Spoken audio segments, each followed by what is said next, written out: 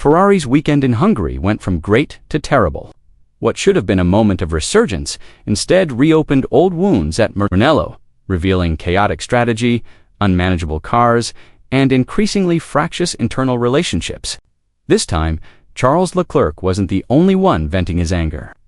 Lewis Hamilton was furious too, especially after a shocking radio conversation was leaked to the public. Even Ferrari boss Vasseur admitted his team made a major mistake.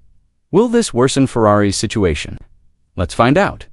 Charles Leclerc started the Hungarian race with confidence. From the moment the green light appeared, he dominated. As if the race were destined to be his. He controlled the race's pace with precision, kept his tires in optimal condition, and withstood double pressure from the two McLarens behind him, who were constantly looking for opportunities to pass him. Oscar Piastri briefly tried to close in, but Leclerc maintained a steady lead. Many believed that, barring any major upsets, this would be Ferrari's moment of resurgence, confirming Leclerc's status as a title contender. However, all of that confidence was shattered when the pit stop strategy came into play. Ferrari copied McLaren's lead and opted for a two-stop strategy. On paper, this seemed reasonable. However, on the track, the slight difference in execution proved disastrous. As soon as the SF25 entered the second stint with a lighter fuel load, the car lost its balance. Grip disappeared, tire degradation spiked, and the speed that had been Leclerc's mainstay vanished. The result was tragic. Not only was victory out of reach, but so was the podium. Leclerc's emotions exploded behind the wheel. This is incredibly frustrating. We've lost all competitiveness. You have to listen to me, he shouted over the radio. This conversation later leaked and sparked heated discussions in the paddock. This car is undrivable now. It's a miracle we can finish on the podium. In the end, the miracle didn't quite happen. Leclerc could only manage fourth place, barely holding off Fernando Alonso. By a safe margin, the tone of his voice when he crossed the finish line made it clear how devastated the driver was. All his hard work since the beginning seemed to have been for nothing, leaving him with a deep sense of frustration that will be hard to forget. Leclerc finally uncovered a more fundamental problem behind his anger: damage to the Ferrari chassis that had appeared since lap 40. In the car, I didn't have all the information. Now I know. We've had a chassis problem since lap 40. After that, I was just a passenger, he said, frustrated. The damage forced both Ferrari drivers to lift and coast more aggressively than usual to stay within the car's plank or limit. This technical compromise destroyed their racing rhythm, making the cars difficult to control, causing them to lose speed in every sector. Even if Ferrari had risked a one-pit stop strategy, the team's internal analysis showed that they would still have been sitting ducks, icily overtaken by the much more stable McLaren and Mercedes. But Leclerc was enraged not only by the car's problems, but also by the way the decision was made.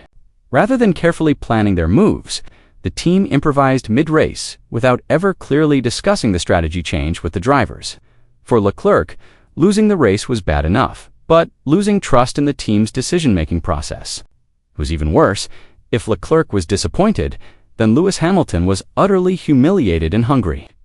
The Hungaroring circuit has historically been a golden opportunity for the British driver, who boasts 8 pole positions, 9 wins, and a virtually untouchable track record for over a decade.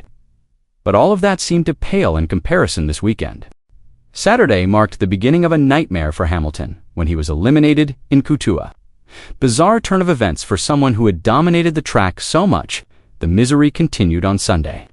He could only manage 12th place, his worst result in Hungary since 2015, if you don't count the DNF in 2010. Hamilton's frustration spilled over on the team radio. "This car makes me look useless. I've been saying it since practice, but no one listened," he complained. This comment complemented a sharp remark he had made the day before. Maybe they needed driver change. "I'm completely useless." For many observers, this wasn't just an off-the-cuff complaint. Hamilton's remarks were seen as a dig, not only at the car's performance, but also at Ferrari's management style. Subtle criticism reflecting the growing tensions within the Red Garage. Amid the storm of criticism engulfing Ferrari, Vasseur finally broke his silence. In the post-race interview, the Ferrari team principal appeared solemn, as if acknowledging a harsh reality that could no longer be hidden. We made the wrong strategic decision, and we also communicated the chassis issue too late to the drivers. That's entirely the team's responsibility, not theirs, Vasseur stated firmly. Admitting the mistake that had been the subject of public speculation, he emphasized that this wasn't just a minor mistake, but rather a structural failure that had to be fixed immediately. We can't keep improvising mid-race. That's not the Ferrari way. We must improve internal communication and find a technical solution quickly. Otherwise, we'll repeat the same mistakes in the next race, he added, emphasizing that improvement was no longer an option but a necessity.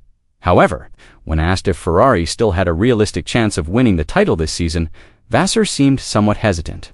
His answer was less optimistic than usual and more cautious. Mathematically, anything is possible. But with performances like this, we have to be realistic. Our priority now is to restore our drivers' confidence, he said.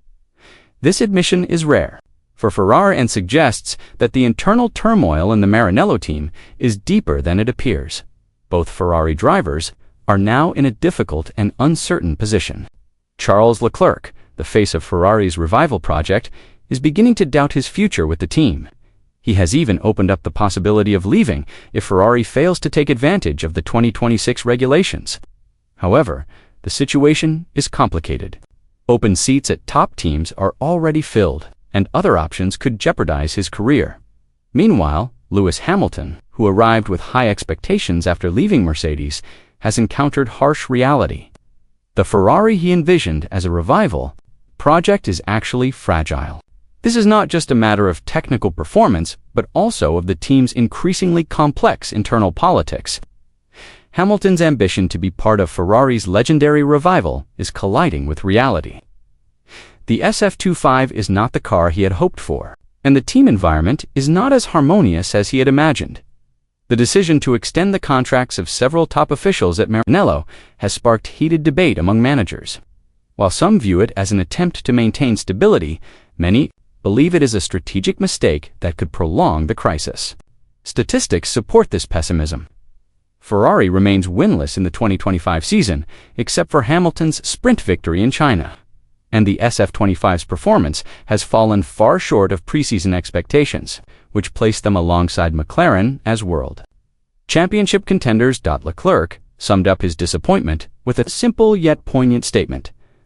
"I thought we could win today. We were fast, even though the tire degradation was greater than McLaren's. After that problem, we completely lost pace. I'm very disappointed." Meanwhile, analysts warn that if Ferrari fails to fix the fundamental problems with its cars and decision-making systems, the team risks repeating the cycle of failure that ruined the careers of champions like Alonso and Vettel. Will they undertake an internal revolution like McLaren did in 2023? Leave your thoughts below.